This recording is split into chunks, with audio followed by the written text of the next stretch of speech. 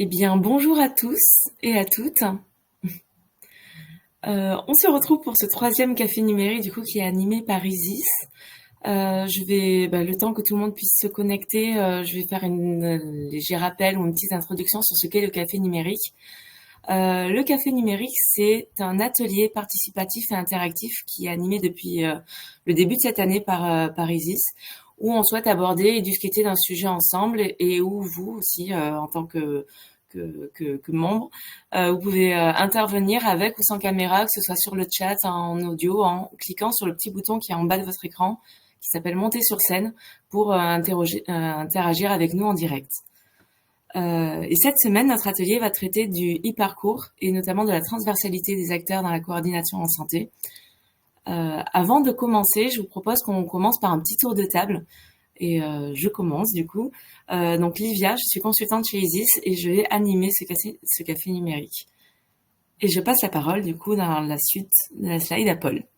Ok, bonjour à tous, bienvenue à ce café numérique Isis. Je suis Paul Maître, cofondateur du cabinet, et ravi de recevoir nos invités du jour, que je vais laisser se présenter. Je pense qu'on va passer Anas pour l'instant, et puis Arnaud va prendre la main. Bienvenue Arnaud, à toi la parole. Merci Paul, merci Livia, bonjour à toutes et tous. Arnaud Claquin, je suis directeur du DAC Var Ouest, dispositif d'appui à la coordination, et également président de la Fédération régionale des acteurs de la coordination, la FACS Sud, qui regroupe l'ensemble des DAC, des DSR, des DER, de tous les dispositifs qui font de l'appui à la coordination sur la région PACA, et on est fédéré également au niveau national avec la Fédération nationale qui s'appelle la FACS. Et ravi d'intervenir ce matin autour de ce sujet du parcours de santé. Mythe ou réalité? J'ai hâte de le savoir. Quel teasing, merci Arnaud. Merci Arnaud. Et nous attendons du coup un troisième intervenant qui est Anas, président directeur général de la startup Metrux, qui ne saurait tarder, il nous rejoindra. Je vous propose de commencer, du coup ça fera peut-être venir sur une toute petite introduction autour de pourquoi est-ce qu'on a commencé à vouloir s'interroger sur pourquoi est-ce qu'on a voulu faire un café numérique autour de cette question de la transversalité dans le parcours. Il part d'un constat qui est qu'aujourd'hui le système de santé est dans un tournant, avec d'un côté des urgences criantes, avec des déserts médicaux qui s'étendent, un système financièrement sous tension et une crise en termes de ressources humaines dans le corps soignant. Et de l'autre, des opportunités historiques autour de l'innovation, du numérique, de la prévention, des territoires qui s'organisent, une considération des parcours complexes et même une réflexion autour des territoires. Et un écosystème qui est innovant et qui foisonne avec des startups, des expérimentations, des tiers-lieux, des articles 51. Et si on fait un peu focus sur le numérique, dans ce contexte, le numérique reflète les dysfonctionnements, mais aussi offre des solutions qui apparaissent comme une clé de transformation, car oui, aujourd'hui, on a des outils qui sont fragmentés avec d'une part des DPI, des SIH et des plateformes qui sont pas nécessairement interopérées. Et pourtant, cette fragmentation, elle se révèle aussi comme une opportunité, celle de repenser un alignement entre des besoins cliniques, une coordination entre les acteurs et des architectures techniques. Et c'est ces questions que nous allons tenter de questionner aujourd'hui grâce à nos intervenants qui nous font le plaisir de participer aujourd'hui. Et je le rappelle, du coup, ce café numérique, ce format, c'est une table ronde qui est ouverte au débat et à la discussion. Donc, n'hésitez pas à intervenir les uns et les autres si vous le souhaitez en cliquant sur le bouton en bas de votre écran qui s'appelle Monter sur scène ou par le chat. Donc, je vous propose de commencer par cette première partie qui s'appelle, on l'a nommé diagnostic terrain, ou en tout cas qui nous permettra de faire émerger des fractures concrètes entre une vision terrain et les systèmes d'information. Donc, je vous laisse la parole. Est-ce que vous auriez, par exemple, un cas d'usage qui révèle au mieux des fractures actuelles autour entre le terrain et le système d'information? Oui, alors moi, j'ai plusieurs exemples. En fait, comme vous le savez peut-être, les dispositifs d'appui à la coordination sont nés de la fusion entre les plateformes territoriales d'appui et les Maya de l'époque. Et donc, en fait, on travaille autour de la meilleure communication, la meilleure harmonisation de l'information entre les acteurs du territoire, c'est-à-dire entre les acteurs du sanitaire, du social, du médico-social. Très souvent, du coup, on voit que les ruptures de parcours, et ça c'est une des grandes missions des DAC, c'est-à-dire qu'ils s'occupent à travailler autour des situations qui sont ressenties comme complexes par les professionnels, donc ils nous sollicitent pour avoir un appui à la coordination. Très souvent, on se rend compte que la communication et le transfert d'informations entre les différentes briques de l'écosystème pose souci. C'est-à-dire que les informations sont détenues par des acteurs du domicile, d'autres informations sont détenues par les acteurs hospitaliers, d'autres informations par les acteurs du social et ou du médico-social, ou même parfois d'autres partenaires. On peut penser aussi aux bailleurs sociaux, on peut penser aux mandataires judiciaires, on peut penser parfois aux pompiers, des choses comme ça. Et on voit au final que on réinvente et on recapitalise sur des données, quel que soit le point d'entrée du système. Et donc là, il y a une vraie fracture aujourd'hui sur la communication, le transfert d'informations et la bonne connaissance finalement du niveau de positionnement de chacun. Et on se rend compte que les dispositifs d'appui à la coordination travaillent très souvent à mettre les gens autour d'une table et partager les informations qu'ils ont autour du patient. Ça aujourd'hui, c'est extrêmement chronophage. C'est pas modélisé, pas forcément modélisé. Et donc forcément, c'est là où on en arrive aujourd'hui sur une problématique qui est l'accès aux données et un petit peu l'architecture du système d'information sur un territoire. On voit qu'aujourd'hui, ça c'est un point vraiment très très faible et qui nous amène finalement à imaginer des logiques d'outils interopérables. Mais avant de travailler sur ces outils, c'est d'abord de modéliser le parcours des patients, qu'il soit parcours de soins, parcours de santé, parcours de vie, et de comment est-ce qu'on arrive à agréger de la donnée tout au long de ce parcours qui soit accessible aux bonnes personnes au bon endroit, au bon moment. Et c'est en ça finalement où le programme e-parcours trouve son ADN en fait. Je pense qu'un des premiers objectifs du programme e-parcours, c'est bien celui-ci. Mais on se rend compte qu'on n'a pas un niveau de maturité suffisant aujourd'hui dans la conception des architectures de systèmes d'information qui amènent à ça, et donc du coup qui posent des questions sur qui partage quoi, quelles sont les modalités de partage, quelles sont les règles qu'on se donne, quelles sont les règles d'archivage, quelles sont les règles de connexion sécurisée, etc. Et donc on voit bien qu'on est aux prémices de construire un système d'information qui soit interopérable et de deux qui soit réfléchi et construit sur un territoire donné.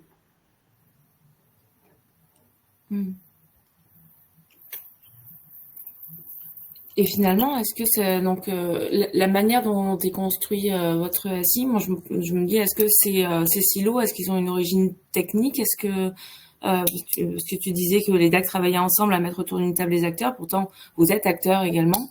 Ouais. Alors en fait, je pense que c'est pas vraiment une problématique technique à l'origine en fait, et ça, je pense que dans toutes les problématiques qu'on peut avoir sur le système d'information, ça fait quand même près de 20 ans que je travaille sur la coordination, on a quand même l'écueil majeur qui est qu'on n'a pas construit et modélisé des parcours réellement sur les territoires. Et donc, du coup, on passe d'abord par la brique du numérique en pensant que le numérique va transformer la pratique et le parcours sur le territoire. Le problème, c'est que n'ayant pas modélisé au départ le qui partage quoi, quelles sont les données qu'on transmet, comment les systèmes sont interopérables, on a raté, je pense, un bon nombre d'étapes par rapport à ça. Le deuxième point, je pense qu'on parlait tout à l'heure de mythe ou réalité. Je pense qu'il y a un mythe ou un fantasme de, pas l'interopérabilité, mais l'outil monolithique. L'outil qui va répondre à tout, à tous les besoins, sur toutes les problématiques. Aujourd'hui, on voit bien les écueils. C'est qu'en fait, on ne peut pas avoir un outil qui répond à tous les usages. Il va falloir avoir une batterie d'outils qui soient interconnectés les uns avec les autres, interopérables, qui permettront de répondre à des besoins spécifiques. Mais je pense que la qualification des besoins, la qualification des parcours et de la modélisation n'a pas été forcément bien imaginée. En fait, on a utilisé l'outil en se disant l'outil va répondre à la problématique de besoin. Mais l'outil n'est pas forcément adapté. Et aujourd'hui, quand on voit les SI qu'on peut utiliser dans les coordinations, très souvent, c'est des outils qui sont stand-alone, comme on dit dans votre domaine, c'est-à-dire qu'on utilise simplement entre nous et qui n'est pas forcément ouvert avec l'ensemble de l'écosystème. Donc, ça veut dire qu'il va falloir aussi impliquer les décideurs, les institutions, etc., pour qu'elles aient des cas d'usage et qu'elles utilisent ces outils sur des cas d'usage précis.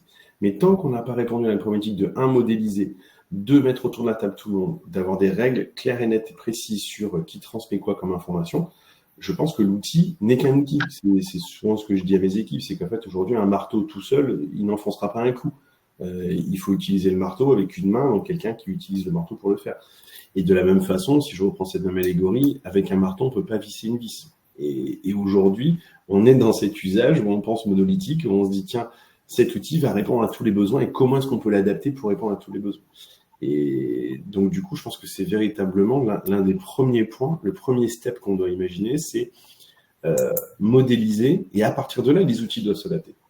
Et pas l'inverse. On ne doit pas nous adapter nos protocoles, nos pratiques, qui sont des fois pas formalisées sur le terrain, à un outil qui va nous amener à ça. Ouais, super. Je vais rebondir sur ce que tu dis, Arnaud. Alors déjà, voilà, des gens métiers qui parlent mieux du numérique que les gens du numérique. Petite leçon de modestie. Blague à part, c'est très important. Enfin, tout ce que tu as exprimé, je trouve, c'est le cœur du sujet tel qu'on le voit et qui fait qu'en effet, on peut parler de mythe, le numérique va permettre de faire cette transversalité. C'est ce qu'on promet quand même depuis 10-15 ans, donc on a le droit d'en douter. Et là, je me mets du côté du numérique face aux gens du métier. Mais en même temps, comme on l'a senti dans ton propos, c'est pas inatteignable et ça peut devenir assez vite de la réalité, du vrai numérique qui aide à faire tout ça. Pour pas jeter la pierre à ce qui existe, et tu l'as bien exprimé, les programmes comme e-parcours sont quand même nés maintenant il y a plus de 5 ans, avant que vos organisations presque n'existent. Donc c'était quand même assez culotté de dire je vais concevoir le SI alors que je suis en train de concevoir la pratique et les orgas qui vont le faire. Donc forcément, c'est pas évident, mais si on veut voir le verre à moitié plein, ça permet de démarrer les choses, ça a modélisé quand même pas mal des fonctions dont vous avez vraiment besoin et qui deviennent concrètes avec votre pratique. Et donc, c'est un premier step, mais comme ça a été exprimé, voilà, et c'est normal quelque part. J'ai conçu quelque chose avant que les acteurs et les pratiques n'existent. J'ai un premier palier. Maintenant, comment j'allais dire, au bout de l'exercice, et je pense avec ce que tu dis, c'est-à-dire en travaillant sur la modélisation de ce qu'on veut faire. Tu as dit le mot plusieurs fois, moi ça me va bien, parce que à notre avis, c'est le cœur du sujet, c'est-à-dire que pour faire des bons outils, il faut qu'on leur donne à manger. Tu as fait l'allégorie du marteau, c'est aussi un peu comme les IA d'aujourd'hui, on dit il faut donner de la bonne donnée pour avoir des outils et des agents qui font des choses utiles. Là, c'est pareil. Maintenant qu'il y a de la pratique, que vous avez un métier bien en tête, je pense que savoir modéliser comment on veut fonctionner ensemble, de quelle info on a besoin, quels sont mes différents cercles de collaboration, je pense qu'on est plus à même de bien le formaliser aujourd'hui pour qu'en face, côté réponse technique, on s'y adapte. Et par rapport à ta question, Olivia, est-ce que c'est des problématiques techniques ? Je pense que largement pas, et à savoir avec des pratiques et une bonne modélisation métier amont, on saura aller remplir les outils des bonnes choses pour qu'ils fassent le bon job. Et j'ai bien dit les outils, un peu dans le sens de ce qu'a dit Arnaud, il faut une boîte à outils. Et ce n'est pas choquant ne cherchons pas à faire un outil unique par personne. Enfin, vous avez tous des téléphones avec 12 000 applications dedans. Il ne s'agit pas d'aller à ce niveau-là, mais on se doute bien que j'ai besoin de plusieurs outils pour faire des choses. Ça doit choquer personne et on arrive tous à travailler avec de la bureautique, une messagerie et des outils métiers. Donc, il ne faut pas choquer par divers outils. Il faut par contre essayer évidemment d'en limiter le nombre et d'avoir des outils principaux de travail qui soient vraiment faits sur la modélisation qu'évoquait Arnaud. Donc, pour répondre au point que tu évoquais, Livia, oui, il y a des sujets techniques, ne les nions pas. À un moment, quand il faut faire parler deux outils, j'ai bien de la relation au niveau couche technique, mais ça, je dirais, ça va vraiment dans un temps 2. Le premier temps, c'est est-ce qu'on a bien modélisé ce qu'on veut faire ? Et est-ce qu'on a bien réparti mes fonctionnalités dans les différents outils à disposition pour ne pas tout rentrer au chausse-pied dans un seul et pour avoir la bonne boîte à outils. Et je pense que de faire l'exercice aujourd'hui, avec une montée en maturité qui a quand même été assez forte de toutes ces organisations qui étaient émergentes, il y a encore peu, c'est plutôt plein de promesses pour aller, je l'espère, mieux et plus vite. Il y a un point sur lequel je voudrais rebondir aussi là-dessus, c'est le niveau de maturité qui est très variable en fonction des acteurs. C'est-à-dire qu'aujourd'hui, on a aussi un des mythes, c'est un acteur, un outil. En fait, on rêve tous d'avoir notre outil à nous qui correspond à mon propre besoin, à ma propre pratique.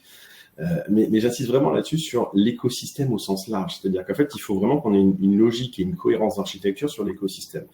Et là, aujourd'hui, on est confronté à une chose assez intéressante, c'est que on a des niveaux de maturité dans la logique des systèmes d'information qui est très variable. Aujourd'hui, quand on discute sur un territoire, c'est pour ça que j'insiste aussi souvent sur le point de vue d'architecture sur un territoire. On travaille avec des acteurs du conseil départemental, par exemple des travailleurs sociaux. Aujourd'hui, c'est un acteur majeur, essentiel dans la coordination des parcours de santé. Aujourd'hui, ils ont leur propre outil et ils ont des niveaux des programmes qui sont pas du tout calés avec les programmes qu'on peut avoir sur le SI, sur le volet des acteurs de santé. Et aujourd'hui, de la même façon, sur le médico-social. Et quand on rajoute d'autres partenaires, on voit bien aujourd'hui qu'il y a un vrai phasage à avoir sur des feuilles de route du numérique décloisonnées, quel que soit le système. Et donc, ça veut dire qu'il faut que les institutions, les acteurs, travaillent ensemble aussi sur cette construction sur un territoire de ces systèmes d'information. Tout ça pourquoi ? Pour après viser par rapport aux besoins de chacun et travailler sur l'interopérabilité entre nos outils qui nous sont propres, qui nous sont chers, parce que moi j'utilise e-parcours dans mon activité, mais le travailleur social à côté va utiliser le SI en lien avec l'APA, des choses comme ça. Et donc on a vraiment en fait ce phasage aussi, je pense, politique qui est à imaginer entre ces différentes institutions qui se parlent de plus en plus, et ça je pense que c'est aussi un vrai levier, hein, on le voit bien aujourd'hui, mais donc du coup qui doivent vraiment construire sur une feuille de route du numérique pour travailler sur de la modélisation aux acteurs et que tout ça soit bien phasé pour qu'on n'ait pas cet outil monolithique et donc cet écosystème territorial des systèmes d'information du numérique. Et c'est là que ça appelle des choses nouvelles, mais issues de cette expérience récente, mais qui sont encore une fois, je pense, atteignables. C'est pour ça qu'on est plus proche de la réalité que du mythe maintenant. Il faut une gouvernance qui permette aux acteurs au niveau du territoire de travailler ensemble, comme tu l'as dit. Et ça, c'est atteignable. En effet, maintenant, un département sait parler avec des DAC, des ARS, des URPS, etc. Donc, et des acteurs sociaux. Donc, allons-y. Tout n'est pas au même niveau de collaboration partout, mais en tout cas, c'est possible. Et tu as évoqué 2 points qui sont importants pour l'évolution côté offreur de solutions. C'est aujourd'hui, on est parti de systèmes d'information, mais ils sont nés comme ça, centrés organisation. Un outil pour une orga, parce que qui achète un outil, c'est une orga. C'est quand même plus facile de dire je suis coiffeur, je veux un outil de coiffeur, je suis hôpital, je veux un outil d'hôpital, etc. Là, on invente des choses qui sont, tu l'as dit, écosystémiques et collaboratives pour un écosystème. Sauf qu'un écosystème, il n'y a pas de porte-monnaie pour acheter une appli, et donc c'est compliqué. Mais donc, il faut faire ce mouvement. J'aurai toujours des outils centrés organisation, parce qu'une organisation a ses outils de travail, mais là, j'ai besoin d'autre chose, d'un complément. Et puis, pareil, ça a été un peu dans ce que tu dis, je trouve, dans les changements pour dire des gros mots, de paradigme pour les solutions. Il y a ce côté, j'ai besoin d'être écosystème et pas que centré sur une orga. Et j'ai aussi la question on raisonnait beaucoup en dossier, en données figées par rapport à un document que chacun a préparé, c'est approprié. Là, on a besoin d'être plus ouvert et de parler plus largement les données nécessaires et qu'après, chacun puisse se les reconfigurer. Donc, c'est sûr, quand on part d'outils qui ont été faits pour des organisations uniques, autour de données structurées dans des documents, des dossiers de manière, j'allais dire, rigide, quand on dit, non, ma donnée, il faut qu'elle soit exploitable de manière très diverse et que je bosse en écosystème, ça frotte, ça fait des changements, mais c'est atteignable, c'est-à-dire ça fait évoluer les outils, ça fait venir des briques complémentaires et on en revient en effet au besoin de faire collaborer tout ça. Mais ça ne passera que par la modélisation en amont pour savoir qui va prendre quel morceau du process métier des activités à réaliser. Et après, en effet, où sont les niveaux de communication entre outils à faire. Et c'est le sujet de l'interop, mais qui vient, je pense, oui, j'allais dire, ça fait une parfaite transition. Là, j'allais aborder la question de comment est-ce que la donnée, puisque là, on a parlé de couches entre la couche métier, la couche fonctionnelle, une couche organisationnelle. Aujourd'hui, quels pourraient être est-ce qu'il existe techniquement des solutions ou des standards qui pourraient permettre de répondre à ces besoins populationnels sans que pour autant ça freine ou ça vienne étouffer l'innovation ou les besoins? Alors, aujourd'hui, en tout cas, c'est une vraie réflexion d'avoir cette culture de la donnée et de pouvoir capitaliser sur la donnée. On se rend bien compte qu'en fait, on collecte tous un grand nombre de données qui nous sont nécessaires pour travailler. C'est ce que je disais tout à l'heure sur le parcours de santé d'un patient ou d'un usager. On a besoin de connaître les informations détenues par un acteur, un deuxième acteur, un troisième acteur. Donc là, il y a des règles de partage d'informations en lien bien sûr avec les données RGPD, des choses comme ça. Donc ça, c'est pour la prise en charge individuelle. Et donc, bien entendu, cette information est nécessaire pour améliorer le parcours de cette personne, éviter d'être redondant et transmettre la bonne information au bon moment. Et j'aime beaucoup en fait l'histoire de collecter de la donnée en un seul point et qu'elle soit accessible par les autres points pour éviter que la personne redise à chaque fois quelles sont les informations qu'elle détient et qu'elle transmet aux personnes. Et d'ailleurs, c'est vraiment la culture aussi qui est en train d'arriver avec le service public départemental de l'autonomie, où on est vraiment dans cette logique de, quel que soit le point d'entrée, on capitalise l'information qui est partagée au bon acteur au bon endroit. Ça, c'est un point qui est à mon sens très important. Après, on a sur la donnée collectée sur un territoire qui va nous permettre de piloter le système du territoire. Donc, du coup, pour mieux répondre aux besoins de la population, de capitaliser sur les données, les indicateurs, les choses comme ça qu'on peut collecter. Aujourd'hui, on collecte énormément de données. Et ces données sont pas du tout utilisées ou pas du tout capitalisées. Pour en avoir discuté à bon nombre de reprises avec Anas sur le volet Matrix, et c'est un des sujets aussi qu'on a essayé de travailler avec le projet de cartographie, j'aime beaucoup leur conception de dire que c'est des artisans de la donnée. C'est-à-dire qu'en fait, il prend l'image très souvent de la mine, où du coup on a de la donnée brute qui se trouve dans une mine, et qu'eux sont là pour travailler cette donnée, pour en faire à la fin le diamant qui nous est nécessaire pour piloter un système. Aujourd'hui, on est vraiment dans cette culture-là, en fait. C'est de se dire, où est-ce qu'on va sourcer notre donnée? Où est-ce qu'on va trouver notre mine pour extraire cette donnée-là? Qu'est-ce qu'on va en faire? Comment on va l'agrémenter pour nous aider à décider sur un territoire? Mais c'est de la même façon, si on va, où est-ce qu'on va trouver de la donnée? Comment est-ce qu'on va la traiter pour permettre de mieux soigner un patient? Et donc, en fait, on est vraiment dans cette culture de la donnée. On voit bien là les prémices, et Paul l'a évoqué tout à l'heure en filigrane, quand on parle d'intelligence artificielle, d'IA, ChatGPT, etc., elle ne se source que sur de la donnée. Et c'est de la donnée probabilistique, c'est-à-dire qu'elle va te dire à 98%, la réponse à la question que tu me poses, c'est celle-ci. Donc ça veut dire qu'elle va bien se sourcer sur de la donnée. Et donc là, et en plus de ça, on a des données qui sont, entre guillemets, privées, qui sont dans nos outils les uns les autres, mais on a aussi bon nombre de données qui sont libres, complètement libres, les bases de données INSEE, enfin voilà, un certain nombre de données qui sont là, mais finalement qui sont assez peu exploitées. On a tous une des premières missions, quel que soit le dispositif qu'on ait, c'est de travailler sur un diagnostic de territoire. Ce diagnostic de territoire, il va falloir qu'on aille trouver la bonne information pour nous aider à faire ce diagnostic et nous permettre d'avoir des leviers d'action.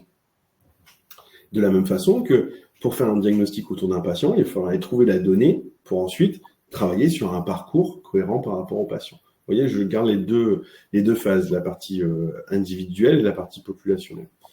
Et en fait, aujourd'hui, on voit bien que c'est cette culture de la donnée, de connaître où se situent les données, de comment est-ce qu'on les capitalise, qui nous pose souci. Donc, ça veut dire que de la même façon que tout à l'heure, on devait avoir une logique partagée sur un territoire de qu'est-ce qu'on transmet comme information les uns et les autres, là, c'est qu'est-ce qu'on fait des données qu'on transmet derrière et comment est-ce qu'on les capitalise, certes pour avoir des très beaux indicateurs de performance, mais également pour nous aider à décider. Et je ne vais pas évoquer plus loin, mais après, voilà, il y a des applicatifs particuliers qu'on a essayé de mettre en place, notamment avec une cartographie CASI, mais ça, j'évoquerai ça dans un deuxième temps. Peut-être, Paul, si tu as des... Alors, je remets, pardon. Oui, sur le... Ça a bien été évoqué, là aussi, je pense, avec des... On voit bien, moi, c'est intéressant la façon dont tu évoques les sujets, c'est-à-dire que tous ces sujets qu'on peut lire et qu'on a, je pense, lu trop souvent d'un point de vue purement... interopérabilité, urbain, technique, enfin, cette discipline d'urbanisation des SI, elle sert vraiment à répondre aux questions que tu poses et qui sont plutôt, et je trouve, et très métier et de bon sens. C'est-à-dire qu'en effet, j'ai de la data, enfin, j'ai des données et publiques et que je génère moi-même dans mon activité. C'est un peu bête de ne pas les enregistrer une fois pour les diffuser à tous ceux qui peuvent l'utiliser et en avoir une exploitation meilleure. Et c'est vraiment pour faire son métier, on en a besoin. Et aujourd'hui, les solutions n'ont pas forcément été faites pour ça. Et c'est ce glissement vers plus de data qui est intéressante et qui peut être fait. Encore une fois, je trouve, par rapport à ce qu'on disait tout à l'heure, il ne faut pas se dire j'aurai un seul outil qui m'aidera à faire tout mon métier. Et là, pareil, les données, j'ai plusieurs sources, c'est normal. Et ça va être plutôt comment j'arrive à agréger au bon endroit les diverses sources dont j'ai besoin et pour qu'elles soient utile à un moment donné. Et je pense que c'est en effet le cas concret que vous avez travaillé avec MedTrucks par rapport à un vrai cas d'usage dans votre pratique métier illustre bien, je trouve, ce type de solution. Enfin, moi, ça préfigure ce vers quoi il faut aller, c'est-à-dire cette capacité à utiliser des choses existantes, venir les complémenter là où il y a un trou pour faire une vraie plus-value métier, tout en restant cohérent avec l'existant. Et je ne suis pas là pour faire à chaque fois de l'annul et remplace. Pour le coup, on appelle ça l'urbanisation, au moins ça vient des villes. C'est à chaque fois qu'on a une nouvelle idée, on rase pas une ville pour en faire une nouvelle. Enfin, si on a essayé des fois, mais c'est pas super joli. La plupart des villes ont des bâtiments du XIIe siècle et puis XVe et puis des immeubles ultra modernes. Je pense que c'est pareil. Les SI, il y a des briques existantes qui répondent pas aux nouveaux besoins. Bon, je suis pas obligé de tout péter. Et j'utilise une partie de ce qui fonctionne et des datas et je vais rajouter des éléments en plus qui vont me permettre d'être vraiment dans la pratique moderne. Et je pense que ce principe-là de composer sans tout refaire est important à prendre en compte parce que sinon, c'est décourageant. Sinon, ça coûte très cher et ça met beaucoup de temps. Là, pareil, je pense que votre projet illustre bien qu'on peut avancer dans le bon sens en étant dans la complémentarité de ce qui existe et rajouter des choses qui ont de la valeur. J'en profite puisque je rebondis juste sur la réflexion que d'ailleurs, Florian, si vous voulez participer, c'est volontiers. Je veux juste vous lire le commentaire de Florian, comme ça fait un peu le transfert vers notre dernière partie qui est autour de la gouvernance et du pilotage de cette transformation. Je vous lis le commentaire de Florian. Bonjour, il nous faut probablement des consortiums pour partager une même vision de l'architecture de la donnée multi-éditeur. Les interfaçages entre outils montrent leurs limites pour l'innovation. Toute nouvelle demande d'interopérabilité nécessite un développement et une mise à disposition qui bride l'expérimentation. À quand un framework commun multi-éditeur avec lequel l'ensemble des données seraient déversées et utilisables par tous les outils compatibles du framework? Alors, c'est une bonne remarque et c'est une bonne question et une bonne suggestion de solutions, je trouve. Et encore une fois, mytho réalité, je pense que c'est atteignable. Avoir des normes, alors il y a deux choses. Ça peut être fait d'une manière pragmatique et territoriale, comme le suggère Arnaud. Après, on verra avec ou sans ANAS. Ah, bonjour Florian, en vrai. Avec ou sans ANAS, c'est pas grave, on lancera la discussion autour de Cassis. Je pense qu'il a eu un petit souci technique. Mais Arnaud sait bien en parler, donc on prendra le sujet. Est-ce que ça illustre bien qu'on peut, à une échelle territoriale, avoir ce type de discussion et se faire cet exercice de quel est sur mon territoire le framework dont j'ai besoin et compte tenu des acteurs en place en termes d'outils, comment on peut construire à notre niveau cette interopérabilité. Et c'est pas forcément des liens entre les différentes applis, mais c'est justement essayer de se trouver un espace de partage de données, au moins qu'on va faire au niveau territorial, et en essayant d'être le plus cohérent possible avec les normes nationales en place, les choses qui auraient été faites au niveau régional, et puis on voit les tendances au niveau européen qui avancent pas mal aussi, et c'est intéressant. Et du coup, je pense qu'il y a plusieurs travaux à faire en même temps. Il y a des travaux au niveau européen et nationaux qui vont vers poser un peu ces frameworks et ces normes, pas que de communication, mais vraiment en effet des frameworks avec j'ai modélisé des parcours, j'ai modélisé des grands objets, et ça pourrait être partagé par les éditeurs, mais ça met un peu de temps. Indépendamment de cette trajectoire nationale et internationale qu'avance et qu'alimentent les éditeurs, il peut y avoir des premiers pas très concrets faits à des échelles plus restreintes pour aller dans le bon sens.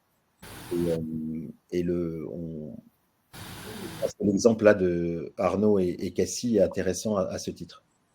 Et du coup, Florian, de vive voix, peut-être un petit mot tant qu'à faire. Oui, en fait, moi, ce que je remarque, c'est qu'il nous manque une vision d'un socle qui finalement est pas très intéressant, mais qui est vraiment nécessaire. C'est qu'on se mette tous autour de la table et qu'on crée ce socle avec les données qui vont être déversées, et que on arrête de se dire que pour chaque éditeur, on va devoir faire un partenariat, développer des API, spécifier les données qu'on va déverser ou pas, et qu'on se dise que voilà, ce socle commun, il permet à tous les éditeurs qui sont adhérents de ce framework ou qui sont compatibles avec ce framework de pouvoir directement être compatibles avec l'ensemble des autres, Et là, je pense qu'on pourra vraiment faire beaucoup d'innovation parce que on n'aura pas ce frein systématique qui est de mince, comment je vais interfacer, quel est mon business plan pour permettre de faire 3 mois de développement, pour créer une API avec tel éditeur. Et ben en fait, on peut tester tout de suite, démontrer de la valeur et voir si le partenariat et puis des convergences sont vraiment bénéfiques. Et donc c'est vraiment cette vision-là pour moi qui nous manque aujourd'hui et qui, je pense, est en train de se créer. Et on peut tout à fait consolider. Et déjà le fait d'acter qu'il n'y aura pas un acteur pour tout, ça c'est déjà énorme. C'est-à-dire que on va continuer à avoir un morcellement de plein d'outils. Et donc ça, je pense que c'est une bonne chose. Maintenant, il faut faire avec, et comment on s'organise sous ces outils-là pour permettre que l'interopérabilité soit vraiment facilitée et qu'on génère vraiment des cas d'usage qui aient beaucoup de bénéfices. Mais très bien, enfin, vision intéressante. Et moi, j'utilise souvent l'analogie tout à l'heure, je parlais du téléphone avec plein d'applis. Les télécoms sont intéressants, c'est-à-dire que on a plusieurs opérateurs. Il y a quand même besoin de gros opérateurs qui ont une capacité, mais il n'y en a pas qu'un. Il n'y a pas que France Télécom. Il y en a 4, 5, 6, des gros capables de sortir un service de téléphonie de base normalisé, standardisé. Mais multi-opérateurs, c'est pas choquant. Et je pense que la santé populationnelle, la coordination des parcours, qu'il y ait plusieurs boîtes qui soient capables d'offrir les infrastructures pour faire ça, c'est plutôt sain et pas mal. Et que là-dessus viennent s'agréger plein de petites offres plus spécifiques à valeur ajoutée pour enrichir le travail des pros et des coordinateurs.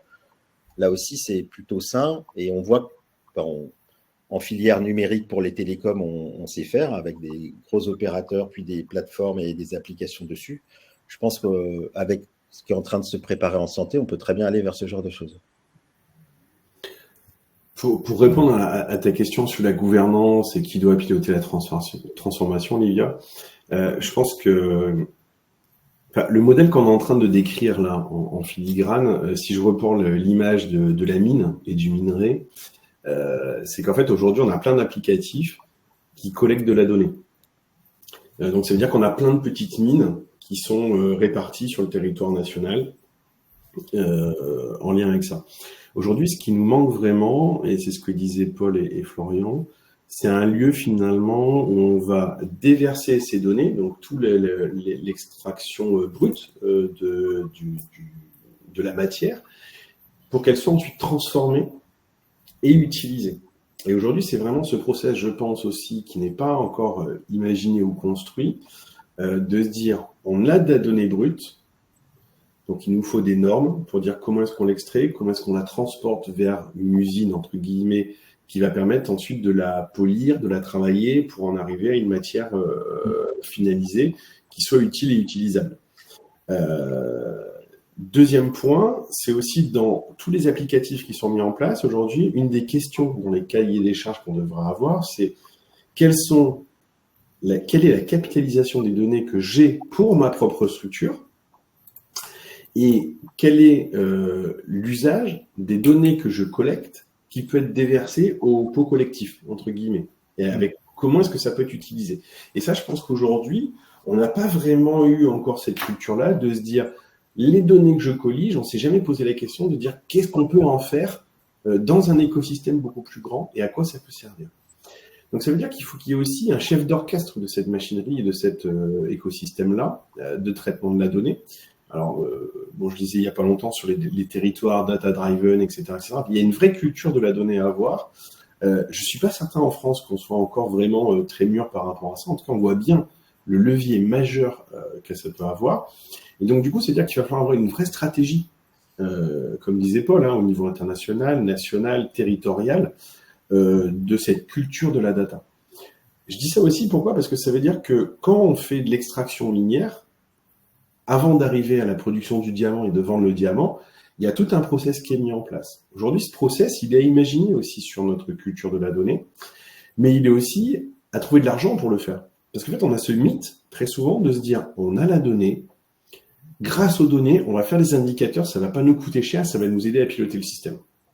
Oui, mais l'énergie de transport, de nettoyage de la pierre, de travail, de polir, etc., de le rendre beau et de vendre un diamant qui est ensuite serti sur une bague, il y a un process qui coûte cher. Et aujourd'hui, je pense on sous-estime vraiment, et peut-être qu'il y a aussi un vrai levier financier à avoir, par le biais de consortium aussi, hein, d'avoir une vraie modélisation, d'avoir une industrialisation entre guillemets de la donnée, et donc du coup d'avoir pas que des artisans de la donnée, parce qu'aujourd'hui on en est à ce niveau-là, avec le travail qu'on fait avec Medtrux, c'est un artisanat, mais peut-être une filière d'industrialisation de la donnée pour pouvoir vraiment avoir un système qui nous permette de piloter et ensuite de rentrer dans une logique d'IA, délai d'édition, et finalement de voir tout l'impact que peut avoir ce bon traitement de la donnée.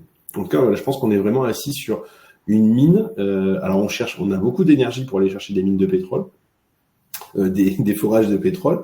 Là, on a une mine d'or sur nous, et je pense qu'il faudrait pas grand-chose pour une stratégie, un pilote, des financements et une vraie filière nationale, internationale pour travailler sur cette question-là. Très, très juste, très intéressant. Pour rebondir et puis poursuivre là, sur le thème gouvernance, qui doit piloter la transfo, on voit bien, c'est à plusieurs niveaux. Je pense qu'il n'y a pas qu'un niveau qui pilote. Il faut des travaux à l'échelle internationale, nationale. C'est quoi les normes? C'est quoi les grands principes? Il y a des choses qui peuvent se modéliser une fois au niveau national. Enfin, une bonne pratique médicale sur un sujet ou un protocole de coordination, vu qu'on est dans un système de santé où on veut assurer à tous les citoyens une égalité de traitement, il y a des choses qu'on se doit de modéliser au niveau national et qu'on devra retrouver une seule fois et pas les réinventer. Par contre, ce qui est sûr et certain, et c'est ce qu'on voit, et c'est l'expérience vécue des DAG, des CPTS, c'est que on a un système national qui doit être standard, mais n'empêche que chaque humain et chaque territoire est unique. Donc, il y a un peu cette dualité. Je veux de la standardisation, mais je dois être capable de traiter évidemment chaque personne de manière unique dans son traitement médical, dans son parcours. Et quand je traite une personne, je prends en compte là où elle est, son territoire. C'est pas la même histoire pour quelqu'un qui est entouré de médecins, d'infirmiers et qui a plein de places dans les établissements autour de chez lui que quelqu'un qui doit faire des centaines de kilomètres pour trouver sa prise en charge. Et le boulot du DAC va pas du tout être le même dans un contexte et dans l'autre. Et les données à traiter vont pas être les mêmes, etc. Donc, il faut que ce sujet de gouvernance, il soit adressé en même temps à plusieurs niveaux. Mais ceci dit, on dit souvent la France, on est les rois du millefeuille. Utilisons cet art de la maîtrise du multiniveau au bon sens du terme. C'est-à-dire, évidemment que je dois être capable de faire de la gouvernance au niveau local. Et comme tu l'as dit, Arnaud, je pense cette capacité à travailler les données d'un territoire en collectif, et en plus, c'est pas que en santé, hein, pour l'énergie, pour les transports, etc., et être capable de les discuter entre citoyens, collectivités, producteurs de data, exploiteurs de data, il faut avoir ce type de gouvernance par grande filière métier. Les sujets d'urbain qu'on évoquait tout à l'heure, c'est pareil. J'ai des grandes règles que j'ai intérêt à avoir au niveau national. DMP, mon espace santé, ça c'est une règle unique. Maintenant, ça suffit. Évidemment que faut tout tracer dans le carnet de santé national, il n'y a pas de débat.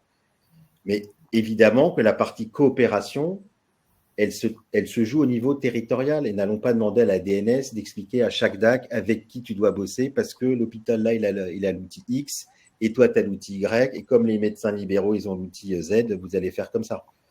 Il faut que cette maille territoriale sache avoir sa propre gouvernance pour trouver où est le point le barycentre. C'est une question de Céline, là, qui pilote. Tous les acteurs doivent être, je pense, impliqués dans la gouvernance au niveau du territoire. S'il y a un CHU, il faut évidemment qu'il y ait le CHU et les libéraux et tout ça. Et où est le centre de gravité? Là, je pense que ça dépendra des territoires. Des territoires où il y a des DAC très dynamiques comme chez toi, Arnaud, super. Appuyons-nous sur cette énergie pour fédérer. Et puis dans d'autres endroits, c'est le département qui a hyper envie de fédérer les acteurs de santé. Appuyons-nous dessus. Et puis dans d'autres, c'est le CHU qui tire tout le territoire. Donc, il faut savoir s'adapter et je pense être sur pied tout le monde et puis s'accrocher entre guillemets au leadership qui marche. Et je pense que l'État, les ARS, les grades savent s'appuyer là-dessus et venir après jouer leur rôle de représentation de ce qu'a apporté l'État et la région à ça. Mais il y a forcément, en tout cas, les trois niveaux, je pense. Chaque territoire doit être capable de parler de ses data et de ses outils parce que chaque situation est différente. Dans un cadre national qui bouge, avec des gouvernances nationales, et puis en intermédiaire, des régions qui sont là pour aider les territoires, qui ont quand même mis des assets sur la table comme des plateformes ou des compétences. Comment on utilise tout ça au mieux, ça ça se discute à 3 niveaux, ce qui n'est pas non plus hyper complexe et doit pouvoir se mener de manière fluide. Mais c'est vrai que du coup qu'il faut avoir la double compétence, c'est-à-dire vraiment les deux bras qui sont l'expertise des métiers, c'est-à-dire la modélisation des parcours, comment on s'organise, et ensuite les spécialistes de la data avec cette question de cahier des charges, de dire qu'est-ce qu'on produit aujourd'hui comme données, qu'est-ce qu'on partage, qu'est-ce qu'on transmet comme information, et ensuite comment est-ce qu'on capitalise ces informations-là. Et aujourd'hui, ça, il nous faut quand même une expertise métier. Aujourd'hui, les experts métiers comme on est, on n'a pas cette culture de ce process de travailler sur la donnée, qu'est-ce qu'on en fait, comment on l'utilise, etc. Et après, toute la partie technique, Florian parlait de framework, etc. Voilà, tous ces éléments nous sont, entre guillemets, inconnus. Donc, on a aussi besoin d'avoir des pilotes techniques, comme on a des pilotes métiers. Et je pense que dans cette stratégie, comme tu disais, il y a une granularité qu'il y a à avoir, c'est-à-dire au niveau national, territorial, c'est indéniable. Il nous faut, entre guillemets, des grandes règles de prêt-à-porter et ensuite faire du sur-mesure sur les territoires et donc de s'adapter, de voir finalement sur tel territoire, on a tel acteur qui est plus intéressé, qui est bien avancé. Mais il faut quand même qu'il y ait quand même une feuille de route nationale qui décline un petit peu le cap de cette stratégie pour avoir quand même un peu le là. Et je le disais tout à l'heure, avec une vraie filière aussi financière sur qu'est-ce qu'on fait de ces données, comment est-ce qu'on les traite, pour qu'on puisse avoir aussi des budgets pour le faire, parce que on voit bien qu'on doit se battre pour trouver des petits budgets pour bricoler des petits projets dans l'autre sens. Et ça fait partie, je pense, du dialogue entre les différents niveaux de gouvernance qu'on évoquait. Et il faut mettre le sujet de l'argent sur la table. On sait faire des grands programmes nationaux qui sont richement dotés, et puis type e-parcours et plein comme ça, ou un grand programme qui a ses vertus et ses inconvénients. Si on va vers des projets comme ça plus territoriaux où je vais exploiter la data, il faut sûrement aussi en dériver les modes de financement qui vont bien et permettre d'aller, quand un projet est de maille territoire et intelligent, comment je vais le financer, lui, de manière plus ciblée. Et là aussi, on sait faire. Les régions, l'État fonctionnent beaucoup par des appels à projets sur tout un tas de domaines et on pourrait très bien avoir aussi un peu plus de finesse pour aller cibler les financements sur les projets qui répondent à ça. C'est-à-dire, je suis bien dans le cadre national, je bosse bien avec tous les acteurs locaux, on a trouvé un truc qui correspond à nos besoins, qui prend en compte l'existant et qui est cohérent avec les règles, je dois pouvoir le mettre en œuvre. Je crois beaucoup, ce sera ma dernière intervention, sur un projet fédérateur aussi. C'est-à-dire que pour moi, il faut montrer du pratique. Moi, ça fait plus de 20 ans que je bosse dans la coordination, donc j'ai vécu l'histoire du DMP, le premier, la deuxième version, bref. Quand on parle de système d'information, nous, professionnels de terrain, on a tous des yeux comme ça, on se dit, oh là là, dans quoi on va s'embarquer encore. Donc, il nous faut des projets aussi, des cas d'usage simples. Et là, par exemple, le travail qu'on a mené avec MedTrucks, qui vise à travailler sur un annuaire des ressources techniques du territoire, quel que soit le besoin du patient. Donc, vous savez qu'en fait, on fait une évaluation multidimensionnelle du patient dans sa situation complexe. On va repérer quels sont les besoins de ce patient. Ça peut être du portage, ça peut être du soin, ça peut être du lien avec le travail social, etc. Enfin, un grand nombre de besoins. Et on avait une problématique qui était de dire comment est-ce qu'on trouve la bonne ressource au bon endroit au bon moment sur mon territoire. Et donc, c'est-à-dire pour ça, il faut que j'ai la connaissance de ça. Et donc, du coup, on a travaillé autour d'un annuaire, donc sans inventer un annuaire, c'est-à-dire qu'on n'a pas été dire on va construire mon propre annuaire du DAC-Varois, c'est qu'est-ce qu'on peut récupérer comme données qui nous permettent d'alimenter un annuaire intelligent sur le territoire. Et donc, on est parti sur les données de Santé Pro, sur les données d'Amélie, sur les données du ROR, et sur les données, par exemple, que peut avoir d'autres annuaires sur le territoire, pour agréger tout ça au sein d'une seule et même plateforme, pour répondre à notre besoin qui était d'éviter d'aller chercher sur 5-6 annuaires différents sur le territoire, qui n'étaient pas forcément à jour, la bonne information, de la bonne prise en charge pour le bon patient. Et je pense que ce type de projet fédère les acteurs dans cette culture de la donnée aussi, et du partager. Il est très bien. Oui, il est 9h44. Là, je vois même que ce soit dans les profils des participants ou dans les remarques qu'on a dans le chat, on voit quand même que cette dynamique locale, elle est très engagée avec on voit que s'il y a des coordinatrices de CPTS qui sont présentes et qui réagissent. D'ailleurs, n'hésitez pas à monter sur scène pour la minute qui nous reste. Merci. Ouais. Oui, vas-y, Paul, je t'en prie. Ouais, juste un petit mot pour rebondir Arnaud, l'exemple Cassie là, que tu as développé avec MedTrucks. Donc, Anas a eu un petit souci ce matin, il n'est pas venu, mais Arnaud t'en a bien parlé. N'hésitez pas à aller voir vous avez déjà communiqué sur LinkedIn où il y a des choses et même sur le site de MedTrucks. ça illustre bien. On peut prendre ce sujet-là de manière pragmatique au niveau d'un territoire comme vous l'avez fait, ou voilà, sur un sujet précis de cet accès à un annuaire. Je trouve que ça illustre tout ce qu'on a raconté. Je sais utiliser des choses qui existent au niveau national, local. Je rajoute mon besoin fonctionnel pour travailler. C'est plutôt bien. Les témoignages, en effet, de CPTS qui bossent ensemble pour choisir des outils communs, c'est aussi une bonne illustration. Et ça montre bien que le concret se joue à la maille locale avec des vrais acteurs qui en ont besoin pour leur métier et qui ont envie de bosser ensemble. Et du coup, on voit bien, il y a deux types de solutions. J'ai des outils fournis par la région, mais je les complète. C'est Arnaud et Medtrux. Je suis en train de m'équiper, tant qu'à faire, à plusieurs en grappe de CPTS, on va sourcer la même chose, ce qui n'est pas déconnant. C'est une stratégie. J'ai un outil régional que je complète. Là, vous êtes on se dote d'un outil de structure, mais on va choisir le même. Ça montre que les réponses ne sont pas toujours uniques et c'est plutôt intéressant. Et cette pluralité, elle rentre quand même dans un cadre commun où on pourrait s'appuyer sur un framework comme Florian en appelait de ses voeux, où si toutes les solutions convergent vers un partage de data et des principes communs, c'est plutôt intéressant et ça permet diversité et de répondre aux besoins de tous les citoyens. Donc, c'est des voies à suivre. Ouais, Olivia, je te laisse le mot de la fin. Sinon, nous, on va continuer toute la matinée. Donc, on peut lancer, oui. C'est fini. Après, on pourra poursuivre. On sera présent à Santexpo pour ceux qui nous écoutent. Si jamais vous voulez poursuivre le débat aussi en présentiel, on serait présent à Santexpo. Mais sinon, le prochain café, traitera de la télésanté. Ce sera très certainement courant juin 2025. On fera de la communication autour de la date une fois qu'elle sera décidée. Merci à tous et à toutes aussi, puisque je vois que le chat a été quand même très dynamique. Bon courage Céline pour votre premier atelier, bon groupe de travail demain. Merci Arnaud aussi pour ton témoignage précieux et ton retour d'expérience. Avec grand plaisir. Merci Florian également. Merci Paul. Merci à tous ceux qui dans l'ombre ont pu rendre ce café possible. Et je vous souhaite une très belle journée à tous et longue vie au e-parcours transversal. Merci Livia. Au revoir. Bonne journée. Beaucoup Arnaud. Innover, il y a que ça de vrai. Bonne journée à tous. Bonne journée.